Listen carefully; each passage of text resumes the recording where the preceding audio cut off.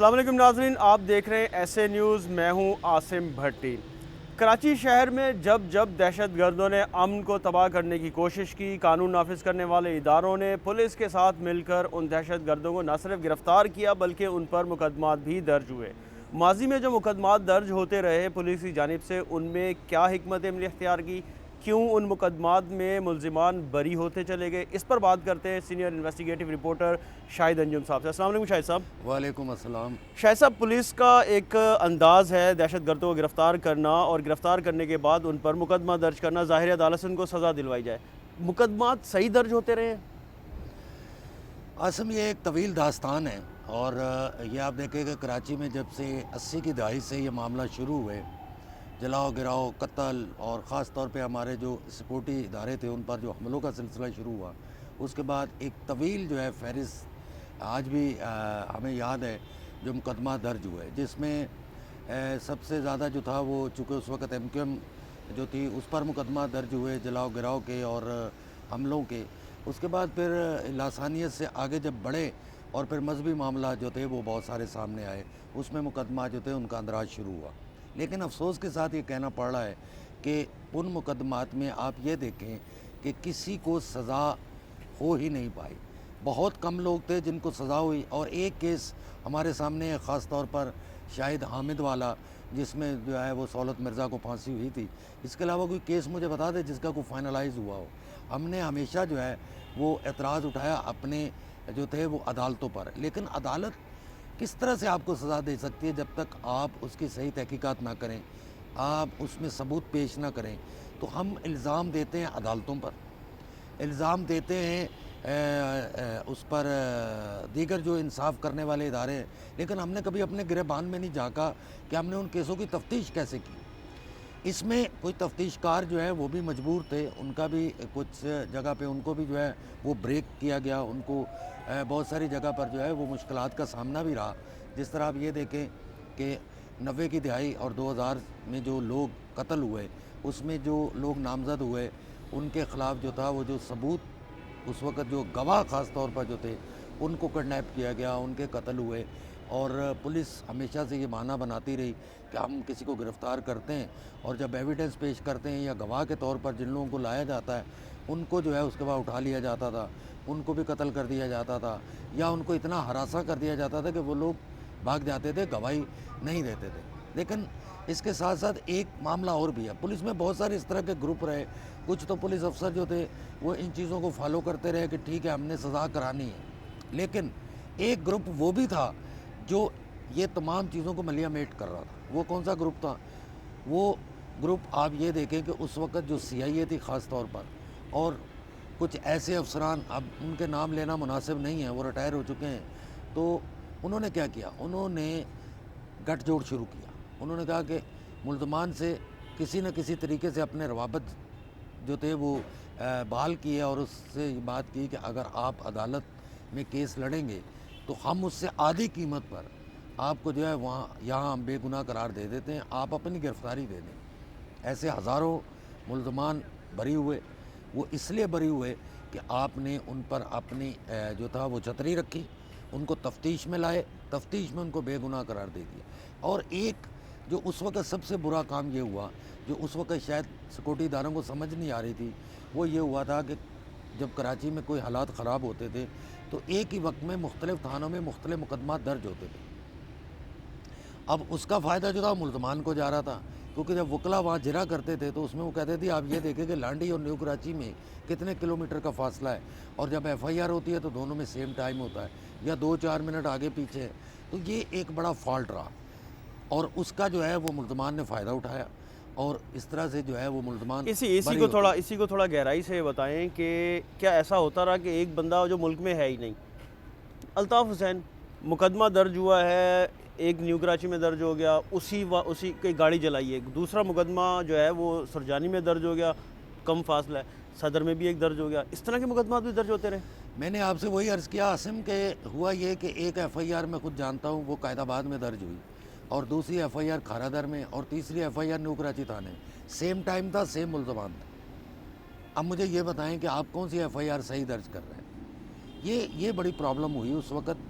اگر اس کی اگر جعلی مقدمہ بھی کو درج کیا جاتا ہے تو اس پر جو تھا وہ کوئی حکمت عملی بننی چاہیے تھی کہ ہم کو ٹائمنگ جو ہے اس کا جو ہے وہ خیال رکھیں، لیکن وہ نہیں رکھا گیا۔ پھر میں نے آپ کو عرض کیا نا کہ بہت سارے افسران خوف کی وجہ سے یا وہ وفاداریوں کی وجہ سے وہ بھی ملے ہوئے تھے، اور انہوں نے کیا کیا کہ آپ کو جو ہے وہ کسی نہ کسی طرح سے میسج کرایا اور یہ کہا کہ اس ایف آئی آر میں جو بھی لوگ ہیں ان کو گرفتار کرا دیں، ہم 169 لگوا دیتے ہیں، بے گناہ کر دیں گے، کیا مسئلہ ہے؟ آپ عدالتوں میں ضرور آپ نے جو ہے وہ دھکے کھانے ہیں، اور پھر عدالتیں اس پر آپ مجھے بتائیں کہ کیا فیصلہ دیتے ہیں۔ آپ کی تفتیش اتنی ناقص تھی اور آپ جو تھا اس میں آپ کی بددیانتی شامل تھی، تو پھر عدالت سے تو وہی لوگ کو سزا ہوگی نا جن کے خلاف ایویڈنس ہوگا۔ شاہد حامد کیس میں چونکہ ایویڈنس تھا، گواہ پیش ہوئے تھے، اور اس کے بعد جو ہے پھر بہت کوشش کی گئی کہ سہولت مرزا کو کسی طرح باہر نکالا جائے، جو آپ نہیں نکال پائے، اس میں آپ کامیاب نہیں ہوئے، آخرکار سہولت مرزا کو سزائے موت ہوئی نا۔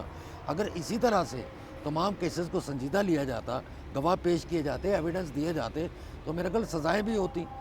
بہت سارے اس میں بے گناہ بھی تھے، اس میں کوئی دو رائے نہیں ہے، سارے لوگ ایک جیسے نہیں تھے، بہت سارے بے گناہوں کے خلاف بھی مقدمات درج ہوئے جن کا ان جرائم سے تعلق ہی نہیں تھا۔ تو پھر ہوتا یہی ہے نا کہ جب آپ بے گناہ کے خلاف ایف آئی آریں کرتے ہیں، انجام تو یہی اینڈ یہی ہوتا ہے نا۔ آپ کو یاد ہوگا ثانیہ نیشنل پارک کا مقدمہ جب ہائی کورٹ میں چل رہا تھا تو پہلی بار میں نے دیکھا، آپ نے بھی دیکھا کہ کیمرہ اندر جاتا تھا اور فوٹیج بناتا تھا، جج صاحب کی پرمیشن تھی تو وہ بنا کے باہر آتا تھا۔ اس میں تو ہم نے دیکھا گواہ بھی پیش ہوئے ہیں اور پولیس بھی بڑے زور شور سے آ رہی تھی، پھر اس کا کیا ہوا؟ لیکن وہ سارے ہوائی تھی چیزیں، لیکن وہ ہوائی چیزیں تھیں۔ عدالت کبھی بھی اس طرح جو ہے وہ نہیں کرتی کہ اصل گواہ آ جائیں اور اس کے بعد جو ہے وہ پھر ان کو ملزمان کو چھوڑ دیا جائے۔ اب اس میں ایک گواہ ایسا بھی تھا جو لانڈی جیل میں بند تھا، اور اس نے کہا کہ میں نے لانڈی جیل میں بند تھا، میں نے سنا براول والی بیرک میں کہ وہاں کو پلان بن رہا تھا اور یہ ہو رہا تھا اور وہ ہو رہا تھا، اور اس کو 3 بار کورٹ میں پیش کیا گیا۔ لیکن آپ مجھے بتائیں کہ اس کی گواہی کیا ہے؟ براول والی بیرک میں کون تھا جہاں یہ پلان بن رہا تھا؟ ایسا کچھ نہیں ہے، یہ صرف اور صرف ایک جو تھا وہ ٹریبونل قائم بالکل ہوا تھا، لیکن اس میں کوئی آپ کے پاس مصدقہ شہادتیں نہیں تھیں، اس لیے جو ہے وہ کیس جو ہے وہ کہیں جا کر جو ہے وہ رکا نہیں۔ دوسری بات، بہت سارے ایسے کیس ہیں جس میں گواہ جو ذاتی طور پہ جو پیش ہوئے، جیسے ایک بندہ قتل ہوا، اس کا بھائی جو ہے وہ پیش ہوا یا اس کا باپ پیش ہوا، زیادہ تر لوگ راستے میں ہی کڈنیپ ہو گئے، ٹھوک دیے گئے۔ اگر کوئی پیش ہوا ہے تو اس میں سزائیں تھوڑی بہت، پھر اس کے بعد پیچ اپ، آپ کو جیسے پتہ ہے کہ دیت والا معاملہ آ جاتا ہے، لوگ اس طرح بھی مل ملا کے اپنا جو ہے وہ کیس کو نمٹا لیتے ہیں۔ جینون بات یہ ہے کہ سزا کس کو ہوئی ہے؟ سزائیں نہیں ہوئیں اس میں۔ اگر سزائیں واقعی ہو رہی ہوتی تو پھر آج اس طرح سے کراچی سفر نہ کر رہا ہوتا، کیونکہ یہاں تو ایسا تھا کہ بھئی لاسانی ہوا تھی، لاسانیت پہ ساری چیزیں مبنی تھیں، لاسانیت پہ سب کچھ ہو رہا تھا۔ تو لاسانیت میں پھر یہی ہوتا ہے نا کہ دوسرا آپ جب گواہ پیش کریں گے تو جب گواہ سے کراس جب سوالات ہوں گے، میں گواہ خود بخود جو ہے اگر وہ اصلی ہے تو وہ اس کو کڈنیپ ہو جاتا تھا، اگر وہ 2 نمبر ہے تو ویسے ہی جو ہے وہ عدالت جو ہے اس کو سن کے یہ فیصلہ دے دیتی تھی کہ یہ گواہی ہمیں منظور نہیں ہے۔ شاہد صاحب، ولی بابر قتل کیس کے گواہان وکیل چن چن کے مارے جاتے رہے۔ آفاق احمد جب جیل میں تھا اس کے گواہان وکیل جو واپس جا رہے ہوتے تھے پیش سے مارے جاتے رہتے تھے، ایسا ہی تھا؟ ایسا ہے تو عام کیسوں میں بھی اس طرح، یا پولیس ان کو پروٹیکشن کیوں نہیں دے پاتی؟ بالکل ایسے ہی تھا۔ شہید ملت روڈ پہ ٹھوکے گئے تھے، اور شہید ملت روڈ پہ 2 بڑے واقعات ہوئے تھے، ایک میں 5 لوگ مارے گئے تھے، اس میں 6 لوگ مارے گئے تھے، جو لوگ یہاں سے کورٹ سے نکلے۔ بلکہ آپ یہ دیکھیں کہ یہ آپ کا زینب مارکیٹ ایک بہت کنجسٹڈ علاقہ، اور دن میں آپ نارمل وہاں سے نہیں گزر سکتے، وہاں ایک گواہ کی زبان کاٹ دی گئی تھی۔ تو آپ دیکھیں نا اس کے بعد کون گواہی دے گا؟ ولی خان بابر کا کیس سب کے سامنے ہے، اس میں پھر آپ کو ملزمان شہر سے باہر بھیجنے پڑے، ان کی باہر جا کے جو ہے وہ سماعت چلتی نہیں کیونکہ شہر میں چل نہیں سکتی تھی۔ آپ یہ دیکھیں رفت آفریدی کیس، ایک میڈیکل کے لیے سول اسپتال آ رہے تھے، کیا ہوا اس میں؟ اس وقت تو یہ ہوا تھی، آپ نہیں جا سکتے، آپ پتہ ہوتا تھا کہ کون اس کیس میں گواہ ہے، पुलिस की सबसे बड़ी नाकामी यही रही कि पुलिस गवाहान जो थे उनको प्रोटेक्ट नहीं कर सकी, उनको प्रोटेक्शन नहीं दे सकी, जिसकी वजह से केसों में पुलिस को जो है वो नदामत उठानी पड़ी। अदालतों में आप ज़रूर जाते थे, आप FIR लेके जाते थे, आप मुल्ज़मान का बताते थे, फौरी तौर पर आप कह देते थे कि ये, लेकिन गवाह कहाँ हैं? अदालत तो गवाह होने पर, शाते होने पर सज़ा देगी ना, ऐसा कुछ नहीं हुआ। फिर कुछ अफसरान ने अपना किरदार अदा किया, उन्होंने मिली भगत की, उन्होंने तमाम कई ऐसे लोग, फिर आपको याद होगा मुशर्रफ के ज़माने में जो था वो एक जो है वो इस सिलसिले में जो है हदायत जारी की गई थी कि MKM के ख़िलाफ़ जितने मुकदमात हैं उनकी तफसीलात हमें बताई जाएगी, तो थानों से बाकायदा तफसीलात उनको NRO दिया गया था। तो उसमें जो है वो फिर केसेस में NRO दिया गया। तो वो क्या था? वो यही था ना कि भाई NRO दे दो, बस ठीक है, मेरी हुकूमत चलती रहे।